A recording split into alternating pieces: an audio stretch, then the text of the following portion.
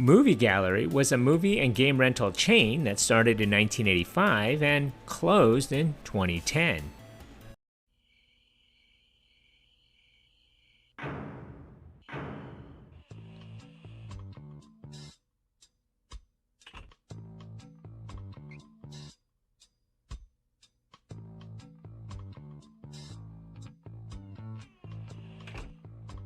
For those that can't get enough. Movie Gallery. Well.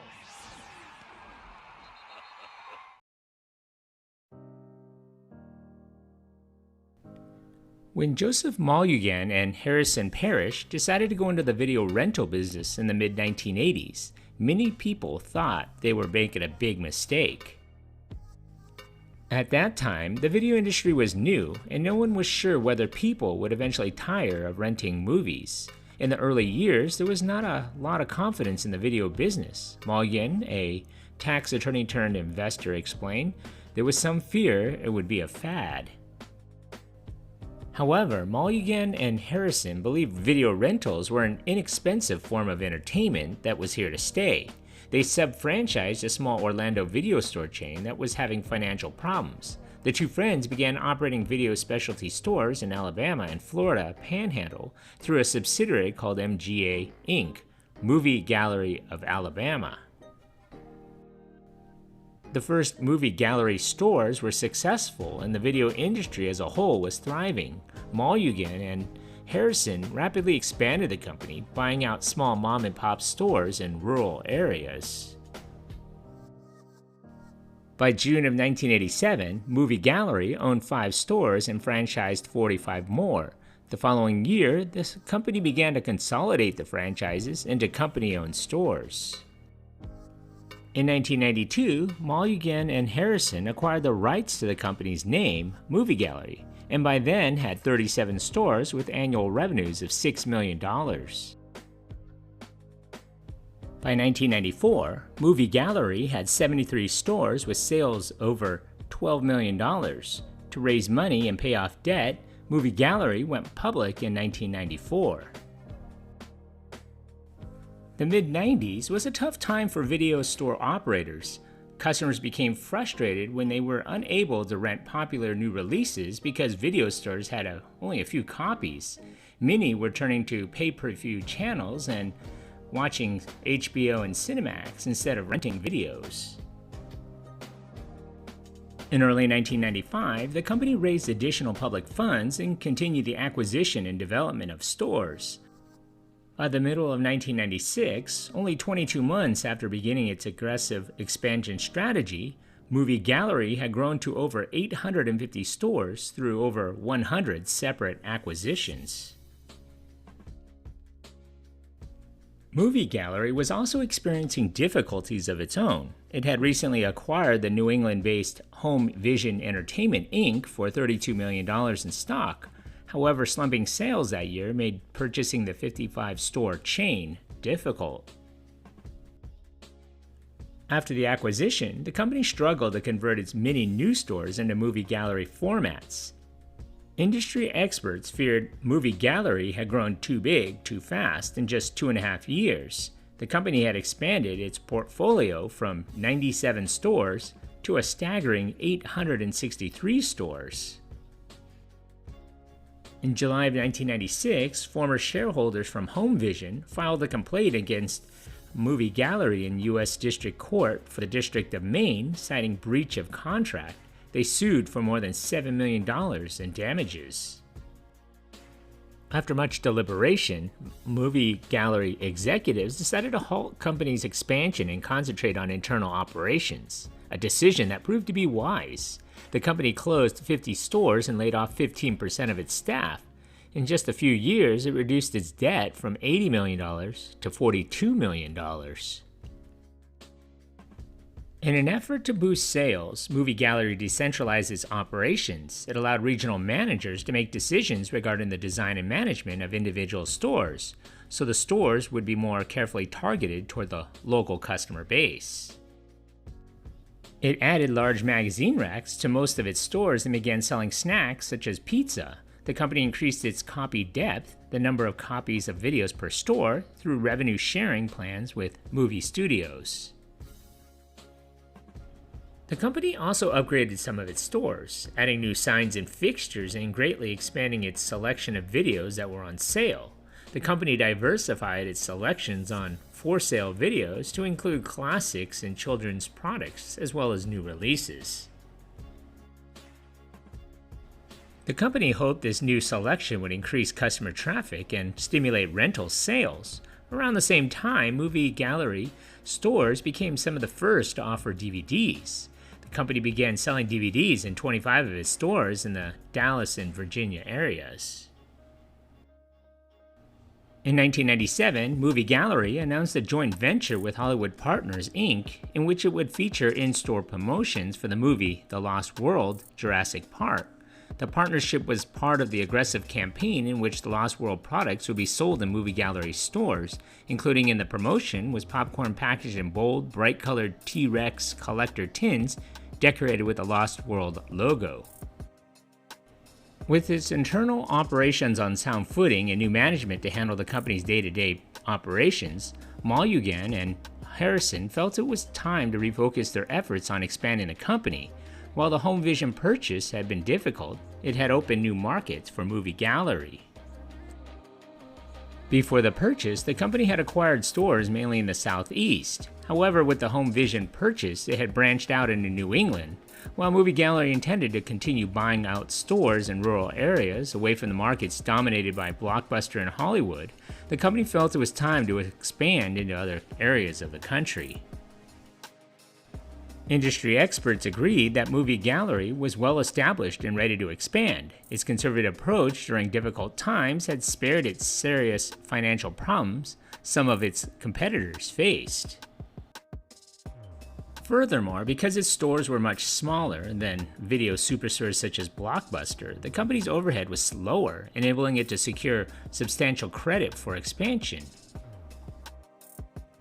In March of 1998, the company received more good news. A judge ruled in favor of Movie Gallery and against Home Vision Entertainment, Inc.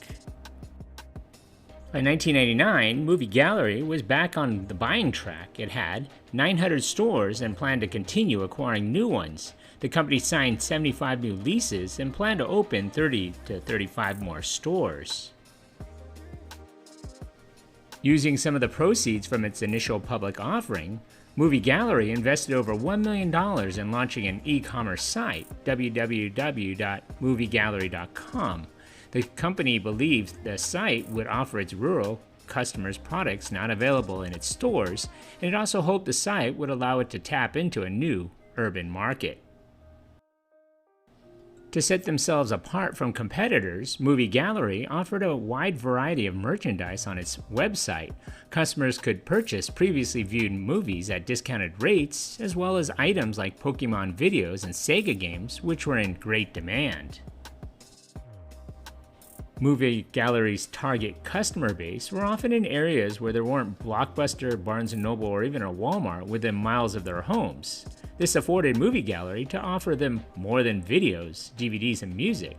Movie Gallery planned to eventually offer telecommunication products and services via its website.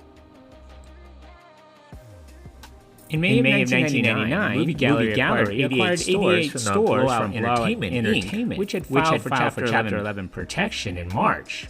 Blowout had video rental outlets located mainly in Walmart stores and Kmart superstores. Movie Gallery paid $2.4 million for Blowout stores, which had generated $18 million in sales. While some in the industry considered the move risky, Malugan felt Movie Gallery was in a position to make the stores thrive. As the only major video specialty store operator that focused primarily on operating in small-town markets, they developed a significant expertise in managing stores that were relatively small by industry standards. Movie Gallery invested $250,000 in Blowout stores to boost their inventories. The company also hired a design consultant to give the stores a new look. In April of 1999, Movie Gallery signed a deal with Trans World Entertainment Chains to test fast-take video kiosks in its stores to give customers background information on thousands of videos. In September of the same year, the company repurchased about 8% of its outstanding shares of stock in an effort to protect the company and its stock price. With the industry trending towards consolidation and facing strong competition from pay-per-view channels, the video rental business was tougher than ever. By the end of 1999, there were 950 locations in 31 states.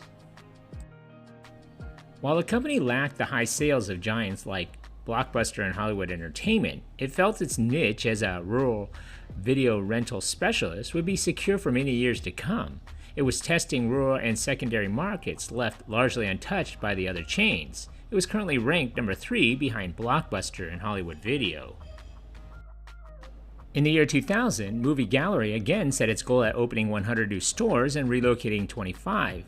This goal was surpassed. It had 1,560 stores in 42 states and in Canada too. Most were acquired in the $20 million purchase of the 324-store Video Update Inc. in September of 2001. By then, the company had staked its 2002 earnings on the transition to DVD, continuing to switch over to the format as the price of DVD players dropped below $150. At the time, they hoped that 50% of its store stock and revenue came from DVDs. Movie Gallery achieved the 1,678 store mark in 2002. In 2005, the company completed the largest acquisition to date with Hollywood Entertainment merger. This combination of companies increased the store total up to 4,700 stores with revenues in excess of $2.5 billion. Movie Gallery paid $860 million and assumed $380 million of its debt. Movie Gallery completed its purchase of Hollywood Video on April 27, 2005. In addition, Movie Gallery opened 61 new stores in Western Canada with the acquisition of VHQ Entertainment. Unfortunately, Movie Gallery overreached and bought themselves into debt. The rise of mail-in DVD services like Netflix and DVD rental kiosks like Redbox helped to secure the downfall of Movie Gallery and its competitor, Blockbuster. The company began having financial difficulties and announced the closure of 520 stores in September of 2007. At the time, Movie Gallery had about 4,500 locations. In October of 2007, the company filed for Chapter 11 bankruptcy protection under the U.S. Bankruptcy Code. An additional 400 stores were scheduled to close during the bankruptcy reorganization. By May of 2008, Movie Gallery emerged from Chapter 11. The company relocated its headquarters to Wilsonville, Oregon in late 2008. In January 2009, they closed their Wilsonville distribution center. In early 2009, Movie Gallery operated about 2,700 locations and 1,300 Hollywood Video locations in the U.S. The Chapter 11 reorganization plan failed to solve all of the company's problems. Movie Gallery's stock values plummeted while many of its locations soon fell behind on their rent. On February 1, 2010, stores received a report stating that about 800 stores would be shut down. 2 days later, on February 3, 2010, they again filed for Chapter 11 bankruptcy protection. In April of 2010, it was announced that all U.S. Hollywood Video, Movie Gallery, and Game Crazy stores would file for Chapter 7 bankruptcy in May of 2010. By June 8th of 2010, the company's Canadian stores were also entered into liquidation. The last U.S. Movie Gallery and Hollywood Video locations closed on July 31st, 2010, and the liquidation sale was completed. The remaining Canadian stores closed during the week of August 8th. The contents of the company's headquarters were auctioned off in August of 2010. So what do you remember about this place? leave a comment or a suggestion for a future video below. And if you haven't already, hit that like button and don't forget to subscribe to my channel. Thanks for watching.